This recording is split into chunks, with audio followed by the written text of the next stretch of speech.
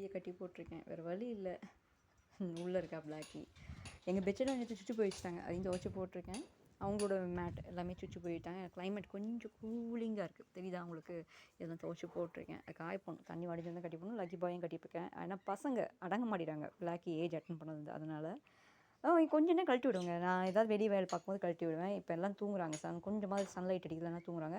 ஃபுல்லாகவே க்ளீன் பண்ணிட்டேன். Full and full clean பண்ணிட்டேன். நான் கிட்டத்தட்ட எத்தனை தடவை க்ளீன் பண்ணிப்பேன்னு தெரியாது. நினச்சி அவங்களும் சுச்சு போயிட்டு தான் இருக்காங்க. நானும் க்ளீன் பண்ணிட்டு தான் இருக்கேன். டோரா பாப்பா கூட அப்படி தான். கிட்டத்தட்ட என்னை எத்தனை தடவை தொடக்கி விட்டா தெரியுங்களா? என் கையை தூளில் வழுண்டு போச்சு. பார்த்தா தெரியுமான்னு தெரில. தெரியுதா அவங்களுக்கு என் கை எப்படி இருக்குன்னு? தொடச்சி என் கை தோல்லாம் வழுண்டு ஆரம்பிச்சிச்சு. என்ன பண்ணுறது? என்னால் முடிஞ்சது உழைப்பு மட்டும் தான் போட முடியுது. இவங்களாம் நல்லா என்ஜாய் பண்ணுறாங்க லைஃப்பை. என்னால் முடிஞ்சதுங்க. அதே மாதிரி உங்களால் முடிஞ்ச உதவி நீங்கள் செஞ்சீங்கன்னா, இந்த பிள்ளைங்களுக்கு ஒரு ஷெட்டு போட்டேன்னா அந்த மழை காலத்தில் அவங்களும் சேஃப்டியாக இருப்பாங்க. நானும் வெளியே போகும்போது கொஞ்சம் நிம்மதியாக போயிட்டு